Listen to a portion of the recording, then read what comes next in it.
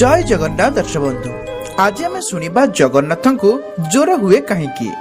आपण मैंने जानिथिबे देवस्नान पूर्णिमा पर प्रभु जगन्नाथ को ज्वर आसी थाए एवं तांकर सेवा करा जाए।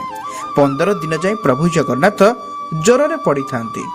यही समय रे तांको विशेष औषध दिया जाए, हालुका खाद्य दिया जाए, आउ काढ़ा तैयारी करी पीवा को दिया जाए। जेतेबेले प्रभु जगन्नाथ भल होई जांती सेतेबेले तांकर विश्व प्रसिद्ध रथयात्रा अनुष्ठित हुए। तेबे आपण माने भाबुथिबे प्रभु जगन्नाथंकर पुणी देह खराब हुए, ताहा पुणी 15 दिन जाए। यह पछरे एक सुंदर कहानी अछि। ताहा भक्त और भगवानकर भाव को दर्शाए। भगवान कहिसंती, जदि मोर भक्तर देह खराब होई परिबो तेबे मोर काहे कि होई परिबो नाही। तेबे चलंतु एही विषय रे थिबा सुंदर कहानीटी को सुनिबा। एही कहानीटी को सुनिबा पूर्वरु आपण मानको मोर गोटिए अनुरोध, चैनल को निहाती सब्सक्राइब करी बेल आइकन क्लिक कर दियंतो। आसंतु देखिबा आज रे सुंदर कहानीटी को। एही कथा भगवान जगन्नाथ और तांकर जने बड़ भक्त माधव दासंकर। से सर्वदा भगवान जगन्नाथंकर भजन रे मग्न रहुथिले। सबुदिन जगन्नाथंकर दर्शन करुथिले। संसार प्रति तांकर कोनोसी मोह माया नथिला। दिने माधव दास को बहुत जोर रे ज्वर हैला। एते जोर रे ज्वर हैला जे ना से उठी पारिले ना से बसी पारिले। से एकुटिया रहुथिबारु सब काम तांको ही करिबाकू पडुथिला। जदि तांको केही सहाय्य करिबाकू आसुथिले से तांको मना करि देउथिले आ कहुथिले, प्रभु जगन्नाथ अछंती ना, से तांको सहाय्य करिवे आ मते रक्षा करिवे। भगवानकर लीला भी बड़ विचित्र। तांकर एते जोर देह खराब हैला जे मलमूत्र मध्य वस्त्र करने लगिले। प्रभु जगन्नाथ निज भक्तर एमिति अवस्था देखि पारिले नहीं। से निजे भक्तर सेवा करिबा पई आसीगले। भगवान जगन्नाथ माधव दासंकर सेवा करुथांती। जगन्नाथ माधव दासंकर महिला वस्त्र को मध्य धोउथांती। भगवान निज भक्तर बहुत आदर पूर्वक सेवा करुथांती। किछि दिन गला परे माधव दास भल हेबाकू लागिले।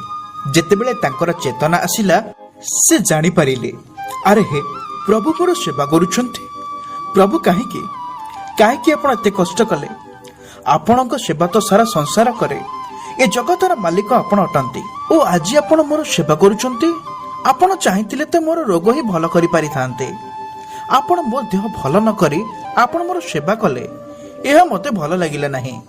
प्रभु जगन्नाथ कहिले, हे माधव, सत्य तो एहा अटे, मु मोर भक्तर कष्ट देखि पारिली नाही। एथिपाई मु तुमर सेवा कली। मु चाहिथिले तुमर रोग मध्य भल करि पारि थांती, किंतु जहा भाग्य रे अछि ताहा निश्चय हेबो। जदि तुमको एही जन्म रे न भोगिबो होई पारे तुमको आउ थरे जन्म नेबाको पड़ी पारे। आउ मु चाहे नाही मोर भक्त एई छोटिया कारण पई आउ थरे जन्म नेउ। आउ एथिपाई मु तुमर सेवा करिबा पई आसी गली। दर्शक बंधु, लोक माने कहंती भगवान दुख देउछंती। भगवान दुख दियंतु ताहा तो आसीबो, किंतु ताहार सहिबार शक्ति भगवान ही दियंती। केवल आपण मानकर प्रेम आउ विश्वास थिबा दरकार। तेणु हे माधव, मु तुमर सेवा करिथिली। आउ एबे मध्य तुम भाग्य रे तुम भागर 15 दिन ज्वर भोगिबार बाकी अछि। मु तुमर एही अवस्था आउ देखि परिबि नाही। तेणु हे माधव, मु तुमर 15 दिन ज्वर मु मो निज निकट को नै जाउछि। सेबेठारु जगन्नाथ माधव दासंक ठारु 15 दिनर रोग को नहीं जाइथिले।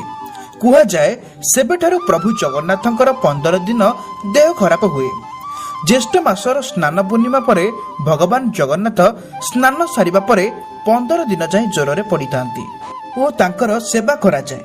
यह वर्ष वर्ष धरी चली आसीछि। 15 दिन जाए तांकर पूजा मध्य बंद करा जाए। तेबे दर्शक बंधु, आज एही कथा वस्तुटी आपण मानकु केमिति लागिला निहाती कमेंट माध्यम रे जणैबे एवं केउ जाकर आपण माने देखुचंती कमेंट रे जणैबे। आपण मानकु एही भिडियोटी भल लागितले निहाती वीडियो को लाइक करिवे एवं एही परी कहानी सुनिबा पई चैनल को सब्सक्राइब करि बेल आइकन क्लिक कर देबे। धन्यवाद दर्शक बंधु, आज रे वीडियो को मैं एतिके रखुची। पुन देखाबा एक सुंदर कहानी सहित। सेति पर्यंत विदाय दियंतु। जय जगन्नाथ, जय जगन्नाथ, जय हिंद।